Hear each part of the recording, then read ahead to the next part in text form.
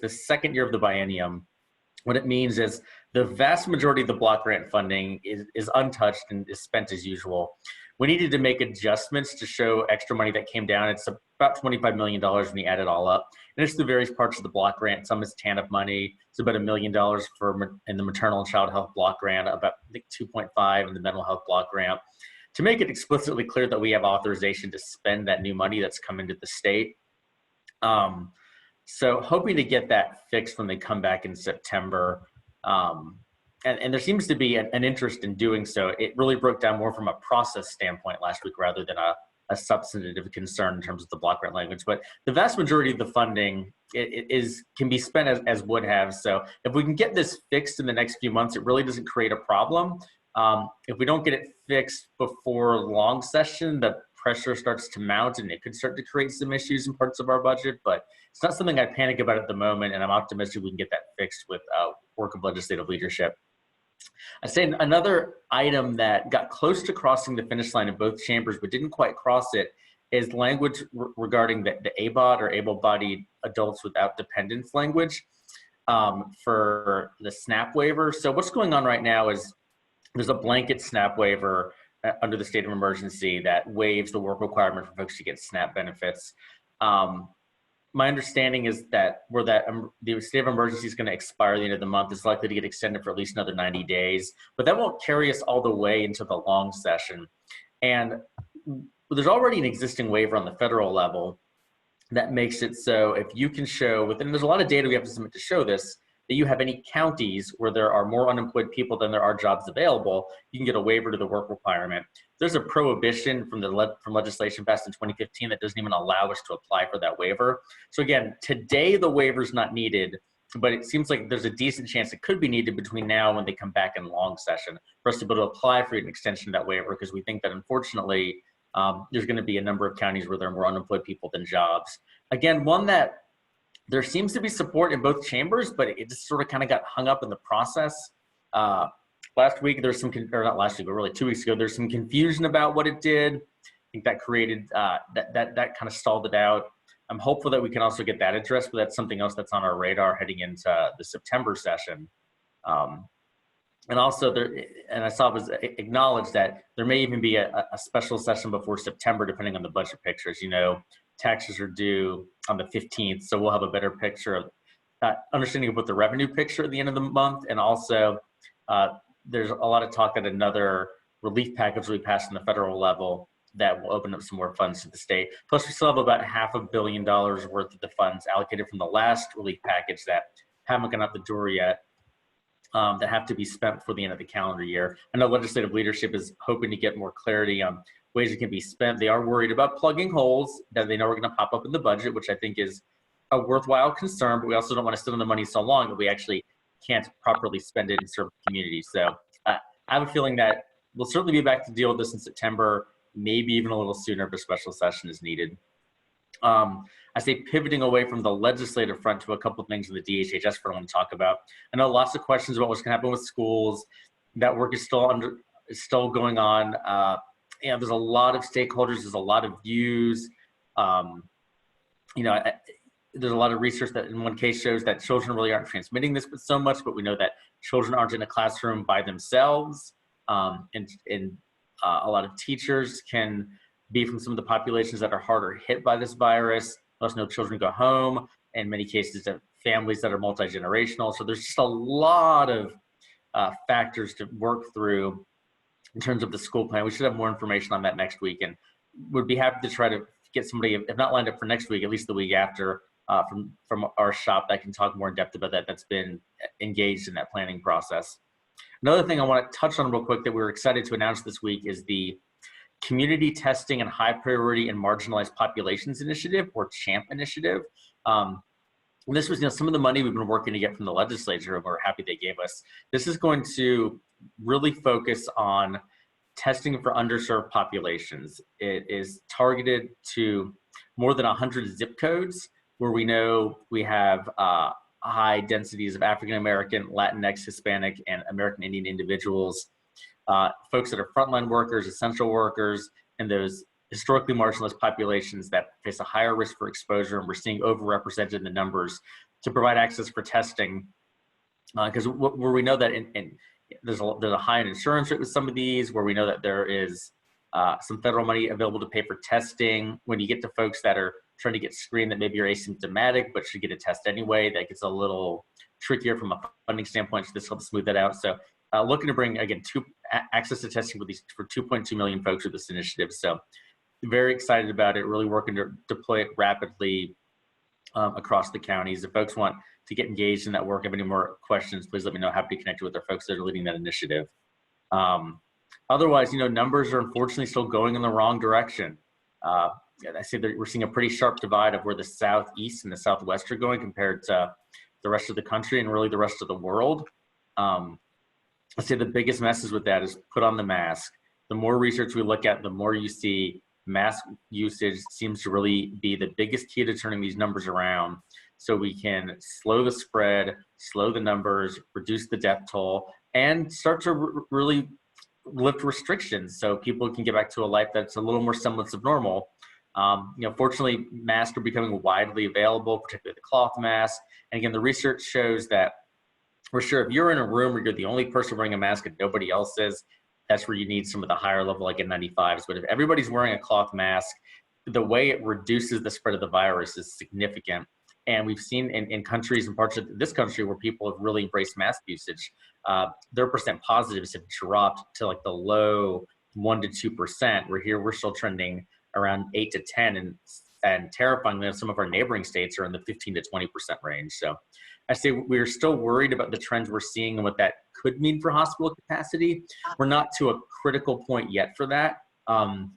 Unfortunately, because of the way we bet the curve on the front end, the hospitals have been able to really build up their plans, and we have a lot in place if we get to where there's some capacity challenges. Again, we're not there yet, so no need to panic, but we're seeing warning signs. This is why we need to take this seriously. I'm sure you're all already doing this, but strongly encourage you to really push the mask wearing message with your networks. I know we're trying to do some PSAs and partnering with folks that can really bring a diverse group of stakeholders to be the messenger, because we need folks to see people that they look up to wearing masks, showing the right example. I think there hasn't been enough of that across the board, and fortunately there's a lot of folks in the corporate space that are wanting to step up and spread this message. So again, can't stress mask wearing enough. But with that, I will pause and see if there are any questions.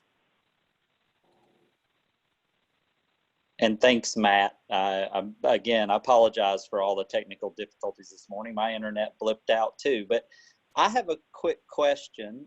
You mentioned the amount of federal, CARES Act funding that's still out there for North Carolina. Mm-hmm. And did you say that was around 500 million left or something? I believe that's the number. I know they kept kind of chipping away at it this session, but I think we're still around 500 million, give or take. Okay, then that's good to know, because, we have been advocating to our state lawmakers, let's allocate these funds and get them out where they're needed. And so, maybe I can just follow up too. If we have that number, that helps us, as we push that message out for whenever they come back. I mean, my guess is the next time they would consider that, it sounds like might be around September or something. September, or again, it hasn't been ruled out that there could be a special session between now and then, depending on whether we get, depending on what the revenue numbers show, any new guidance we get from the feds about how we can spend that 500 million, or any new funds that come in from the feds. So September is definite, but I wouldn't rule out that there's a chance we could be back before then. All right. Any other questions? All right, folks. Yeah, I'm looking in the chat box. I don't see questions coming in, folks. If you have, here's one from Greg. Okay, at the state level, what are the agencies that are having conversations around housing impacts? Specifically evictions. We know evictions are happening again. So as I feel like I say with a lot of these answers, we are leading a lot of that work. Erica Ferguson, our shop, is very much focused on housing and the homeless populations. And a lot of y'all might know her from the Healthy Opportunities work and NC Care 360 work. And say if folks want to get engaged with that, shoot me an email. I'm happy to connect you with Erica. That sounds great. Thanks, Matt. And folks should know, too, if you are dealing with folks who are dealing with eviction, Legal Aid of North Carolina is able to help people with those cases. And if folks are Undocumented immigrants, the law clinic at UNC is able to represent them, so, and legal aid is not. So I think that that's an important distinction. We've shared that information on our COVID-19 webpage, and we can send that back out as well. Other questions for Matt? Go ahead and type them in the chat box. I do not see any right at this moment. Jessica has a question. Hang on, she's typing. And apologies, folks, for all the technical difficulties. We had 3 staff members' internet go out at the beginning of this call all at once. And I want to say thank you to Deborah Weaver-Miller, our administrative assistant, who rescued the call. And that's why we're all still here. So thanks, Deborah, for taking care of that while Jessica is typing in her question. Still waiting on that. Anybody else have questions? Oh, I see. Pandemic EBT. So we know that DHHS has asked for a continuation of pandemic EBT, and is it true we're still waiting to hear back from the feds? Have you heard anything further on that, Matt? So the last update I heard on that, which is admittedly close to a week old, is there's a bit of a backlog with approving those continuation requests, but no reason to believe it's not going to happen. But it is still, my understanding is there's still a backlog, and we're waiting for that. But if I hear something different, I'll be sure to spread that along. Great, thanks. I don't see any additional questions in the chat. Although I see another comment that Justice Center, oh, thanks, Vicki. The Justice Center can also represent undocumented folks who are facing eviction. So that's an important note. Doesn't look like we have any further questions right now. Great. Well, y'all have a good one. Yeah, thanks, Matt. You too. Thanks.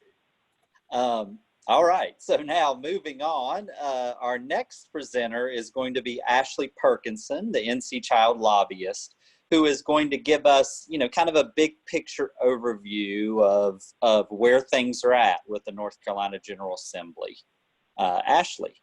All right, thank you so much, Adam, and good morning, everyone. And a shout out to Matt for joining us this morning after a very busy week. So we really appreciate your time this morning joining us and giving that overview and next steps. So as Matt mentioned, the General Assembly did reconvene this week, and it was a pretty action-packed week, although most of the action involved work around trying to get veto overrides of the governor's veto of 6 bills. None of those override attempts were successful. The legislature did also pass some additional legislation.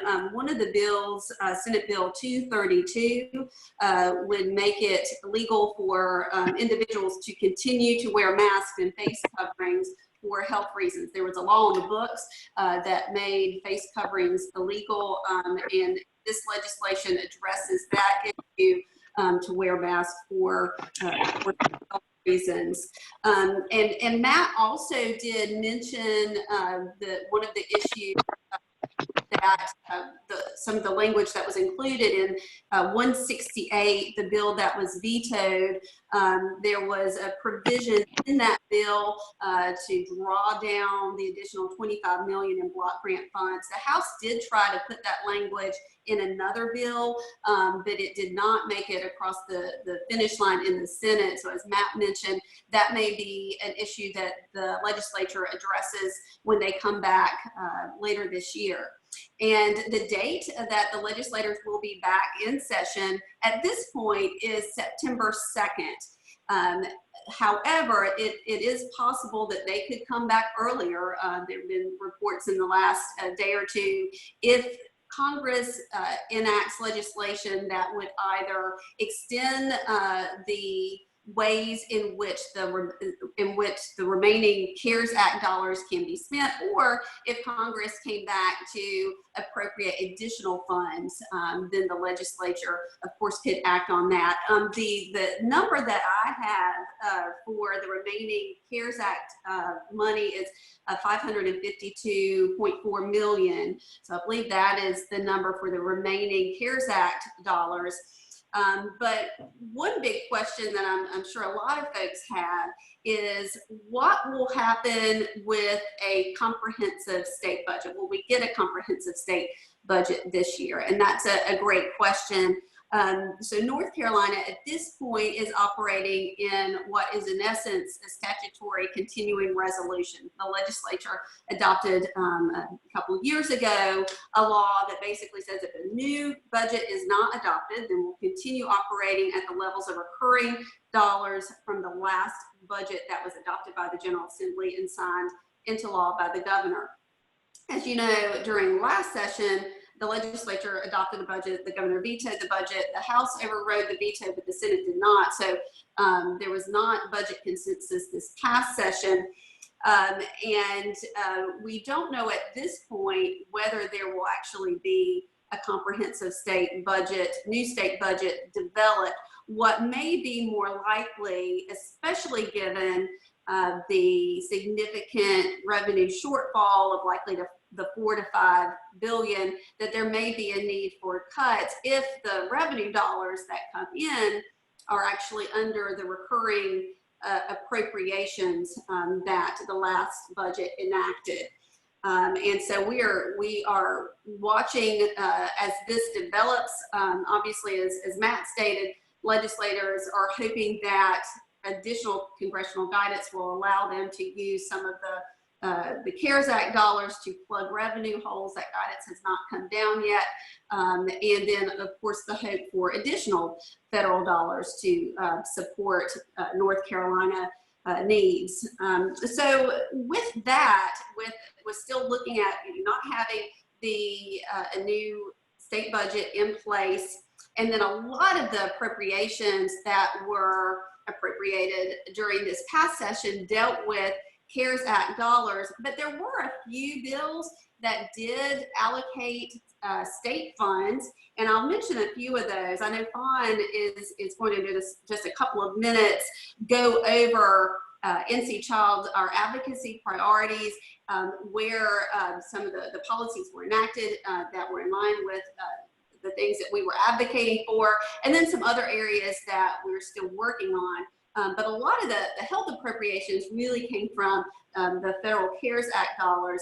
But just to mention a few of the bills that did deal with state funds, there was a bill that passed to fund the increase in ADM, average daily membership, for our public schools.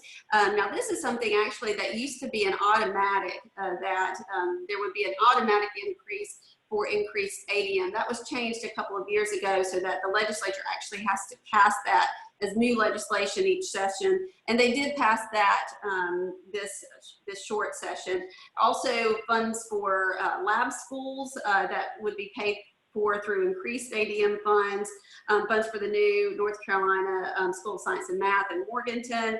There was $10.4 million to go to support capital needs for Raise the Age.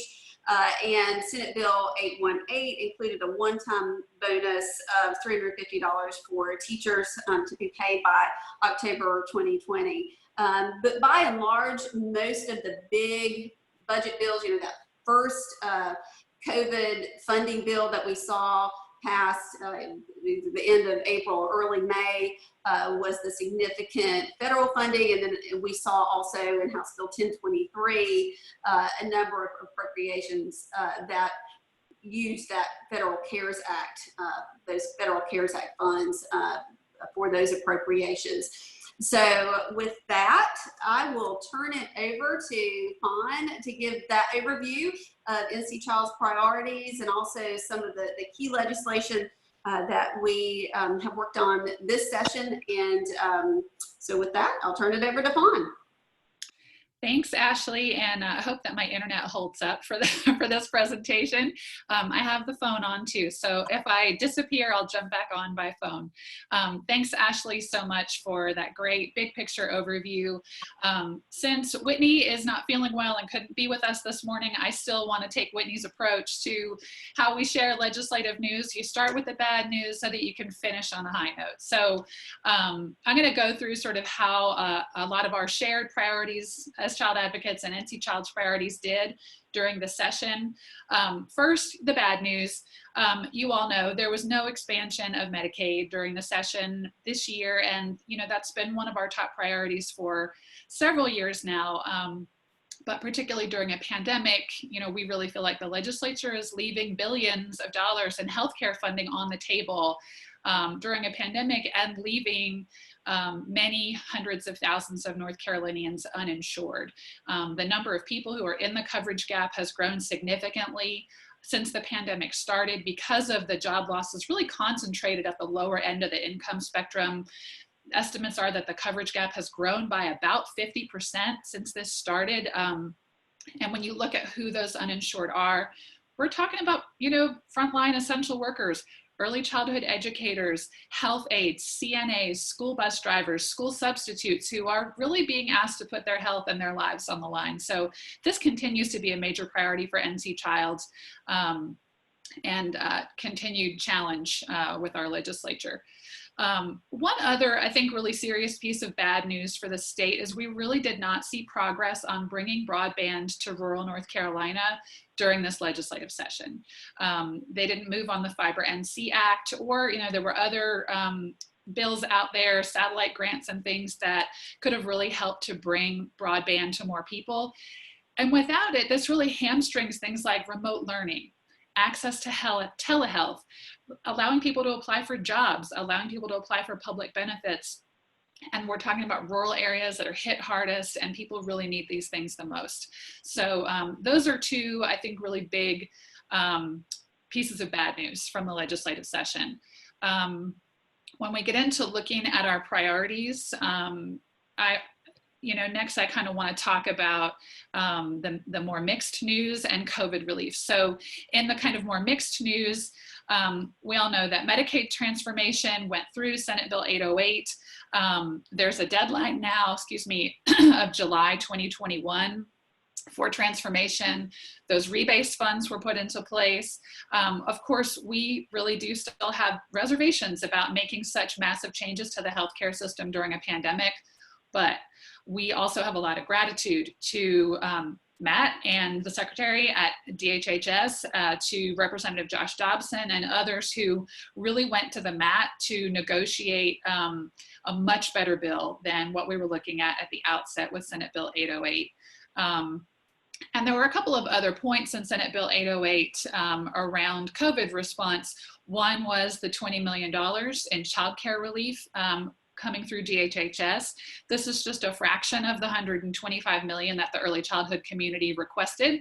But we are working hard to push Congress to direct dedicated funding to childcare in its next coronavirus relief package, and we'll be pushing state legislators to continue to step up and make sure that the workforce behind the workforce is funded, so that economic recovery can happen on the best path possible in North Carolina, and so that kids are coming into kindergarten next year ready to learn and not falling behind. One other piece in Senate Bill 808 was legislators did allocate some funding for DHHS to strengthen the NC FAST system. That's the system that handles online applications for public benefit programs. That's something that we had requested, and we're really happy to see in Senate Bill 808.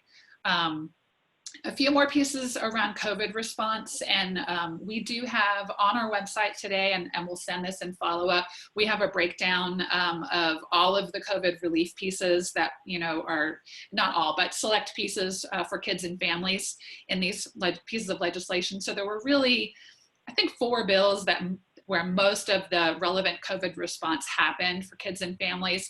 Couple pieces in Senate Bill 808, as I just mentioned, and then the bigger ones were House Bill 1043 and Senate Bill 704. Those passed back in May, and then right at the end of session, House Bill 1023 made updates to that. So some of the things I want to highlight from those bills and that are in the summary on our website. Under hunger and nutrition, legislators allocated $6 million to the state's food banks. We know that they're facing unprecedented need. I think they probably need more, and Jessica Burrows is on the call, may have some information about that. and also over $75 million to DPI to fund these remote school nutrition programs. House Bill 1023 also provided funds that will allow all students who qualify for free and reduced price meals to receive free school meals during the coming school year. And we think that's really important. People don't have to go through a lot of rigmarole to get those free meals.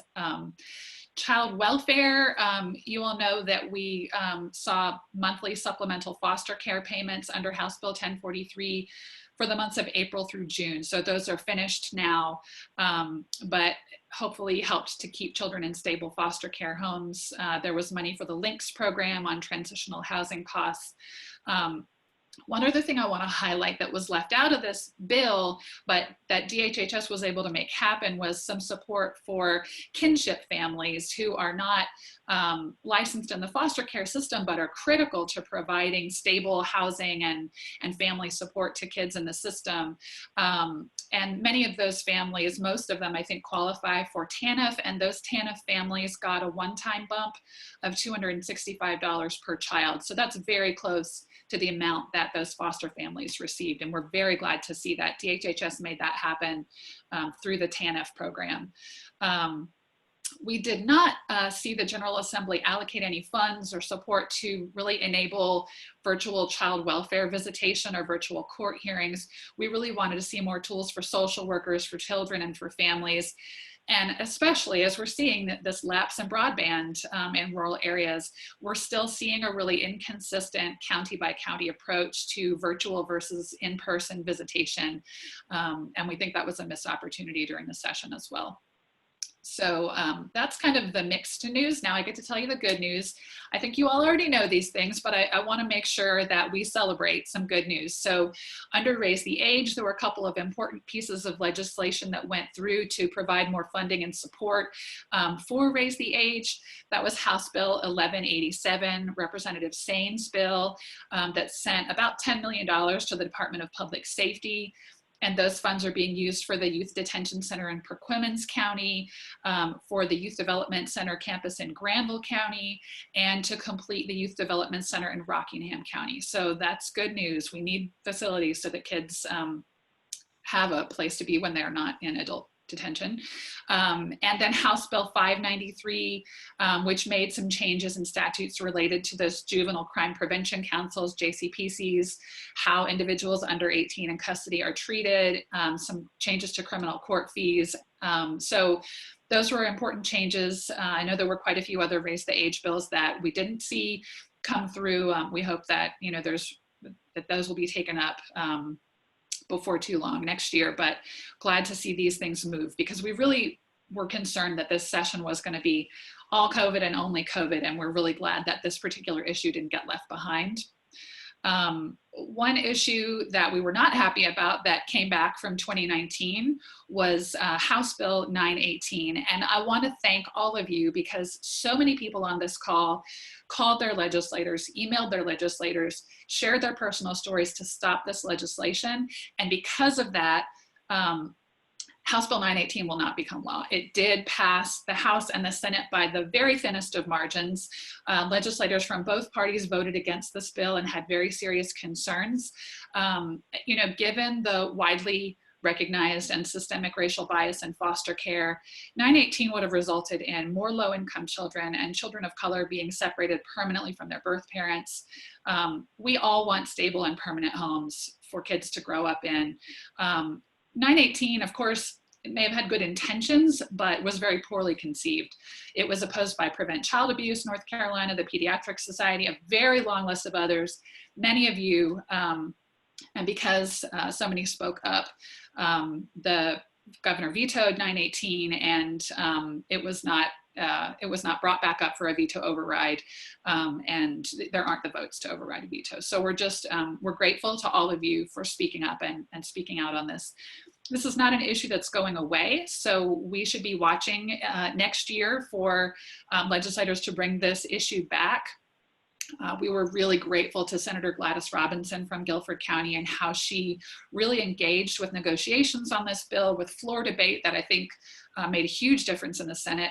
And we'll be relying on her and others to engage again with this issue next year to make sure that we are meeting the goals of getting kids more quickly into permanent and stable homes without criminalizing families, poor women and women of color who are in crisis and need treatment and support. So it is, and the last one, you know, we've already talked about suicide prevention. Oh, Fawn, you froze up on us. You might need to go to the phone.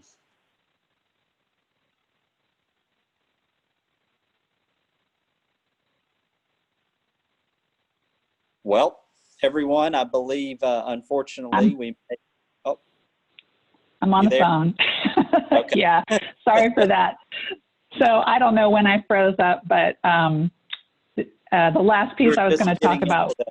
Suicide prevention. Perfect. That's just a big thank you. We're so grateful that that legislation went through, and to all the people who worked for years on this. And so very, very pleased. So that was the last thing I was going to say about the state legislative session. And I think this would be, I can't see the chat box anymore, but for those of you who can, I think we can take questions for Ashley or me about the legislative session. Yeah, so one question we had is from Greg Borum, asking if we can elaborate any more on the changes to JCPCs that were in 593. Do you have any more details on that, Fawn? I don't at my fingertips. I think we could send a follow-up. Adam, I think, do you have anything else about that, or do you want me to send a follow-up? We can send a follow-up, Greg, but one thing is, like, I know there was some modifications to the way that the JCPCs can be structured, you know, in order to get, my guess is to get more robust participation and membership, where now they're saying, you know, you can have designees of certain allocated agencies, et cetera. And there's some other stuff in there as well that I'm not recalling at the moment, but we'll do a follow-up. And there is Frank is asking, can we speak a little more about what HB 918 was and why it was problematic? Oh, that's a great question, Frank. So House Bill 918, we sent out an action alert on this one, and I can share back some of the information about that. But this was a bill that the House bill, I believe, was sponsored by Representative Jarvis, and in the Senate, Senator Krovic. And the intention there was that, you know, when children go into foster care, they can spend a very long time before they are able to go into a permanent home. And the way that Senator Krovic wanted to deal with this was by cutting off parental rights more quickly. So this bill would have given foster parents kinship status after, I believe, 9 months, and also particularly addressed the situation when children are born to women who have been using substances that would really expedite and accelerate their being moved into foster care immediately, rather than getting those women into treatment and keeping their families together. And we know that in hospitals, when babies are born to women with substance use, we see very, very similar rates of substance use between white women and women of color, but women of color are much, much, much more likely to be reported for substance use by hospital staff. And so the way that these things are applied is extremely uneven, and you know, so those were some of the big challenges with this.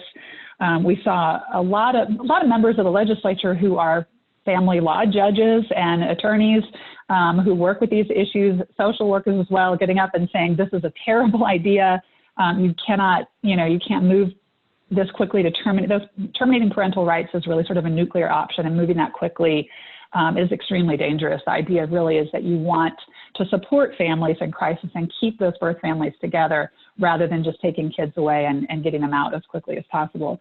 So those were some of the challenges with 918. And Frank, we can send you some more information about it if you like, but that bill is done for the 2020 session.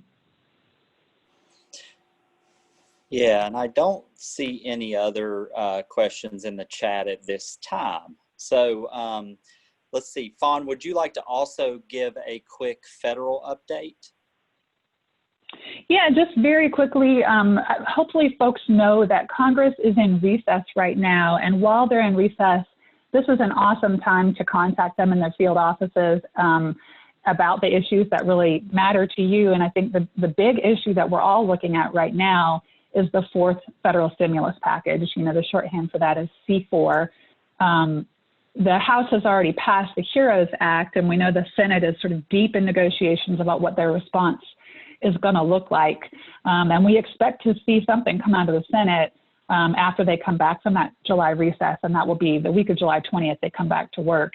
But there are two key items that NC Child is advocating for in this package. I mean, we have a lot of priorities, but two at the top are increasing the federal Medicaid percentage, the FMAP, by 14%.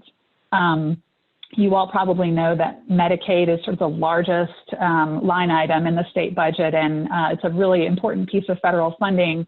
And in past economic recessions, Congress has increased the FMAP, and it's made a huge difference in, you know, making this critically important program more robust at a time of great need, and also protecting other items in the state budget, especially health programs.